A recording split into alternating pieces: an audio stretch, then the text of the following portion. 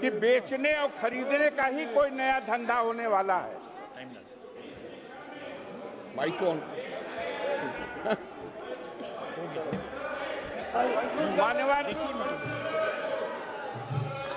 भाई धन्यवाद सर, आपने मेरे को बोलने का अवसर दिया। मैं ज्यादा रेपिटेशन ना करते हुए सीधा बिल का विरोध करने के लिए खड़ा हुआ हूं। मैंने आज देश के गृह मंत्री का अच्छे तरीके से भाषण सुना और उन्होंने बार बार एक ही बार को 2-3 बातों को ज्यादा जोर दिया। एक तो उन्होंने कहा कि विरोधी दल भ्रम फैला रहे हैं, मुसलमानों के बीच डर फैला रहे हैं। ये हमने फैलाया हुआ डर नहीं है। जब देश के मुसलमान को लगा कि देश में बीजेपी में 240 संसदों में एक भी मुसलमान सांसद नहीं है, हमारे लिए जगह नहीं है, तो वो डरने लगा।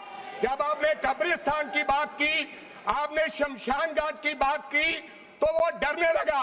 जब गोधरा हुआ, जब मुजफ्फरनगर हुआ, जब दिल्ली हुआ, जब हरियाणा मेवात में दंगे हुए, तो देश का मुसलमान डरने लगा।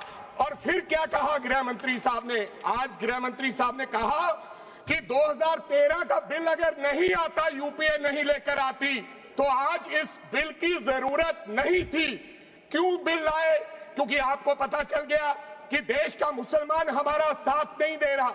हमने हथकंडे अपना लिए, हमने आरएसएस की नीति अपना ली, हमने डंडा अपना लिया, दंगे हो गए, लेकिन मुसलमान हमारे साथ आने के लिए तैयार नहीं है। फिर आपको पता चला, आपने एक और आंकड़ा दिया, आपने कहा 1913 से 2013 तक केवल 18 लाख मुसलमानों का जमीन था और 2013 से अब तक 21 लाख और हो गया, यानी कि 39 लाख टोटल जमीन हो गया।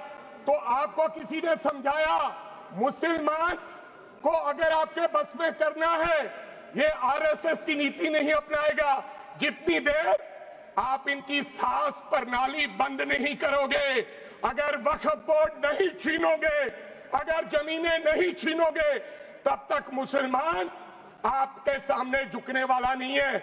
जैसा आपने पंजाब में करने की कोशिश की, किसान झुका नहीं, पंजाब के लोग नहीं झुके, सिख नहीं झुके, तो आपने एमएसपी का झगड़ा आज तक डाला हुआ है कि किसान की सास प्रणाली बंद कर दो तो पंजाब अपने आप झुक जाएगा। आर्थिक जब झुक जाएगा तो हमारी ईन मान लेगा और हमारे साथ आ जाएगा। आदरणीय सर, आपने बार बार कहा, आज गृह मंत्री साहब ने कहा गवर्नमेंट प्रॉपर्टी पर किसी का अधिकार नहीं है, पंचायत की जमीन कोई दान नहीं दे सकता है। मैं आपको इसके पीछे लोचा क्या है, इसके पीछे छुपा हुआ राज क्या है?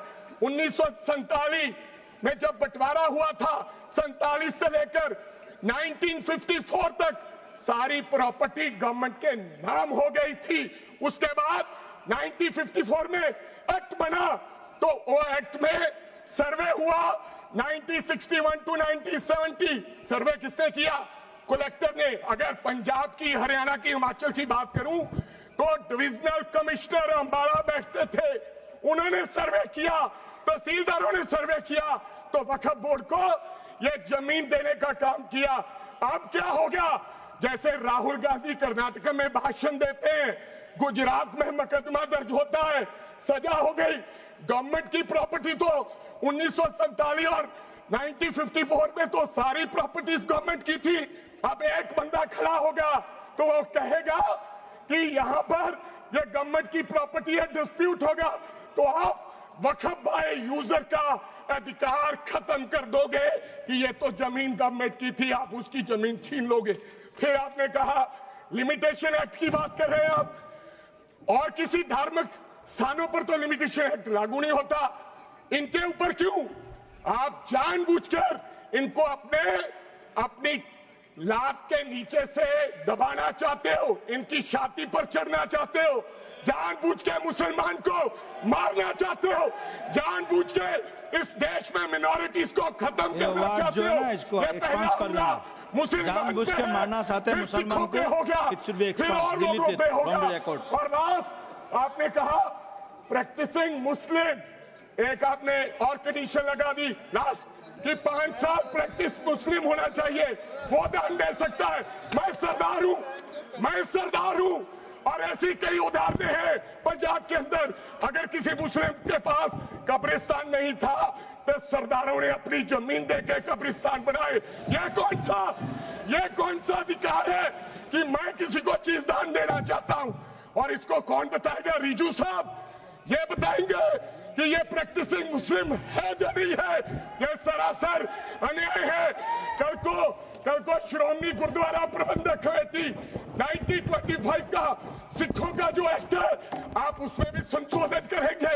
आपको लगता है पहले मुस्लिम मारेंगे, फिर सिख मारेंगे, फिर क्रिश्चियन मारेंगे? ये आपकी सोच है और मैं बिल का विरोध करता हूं।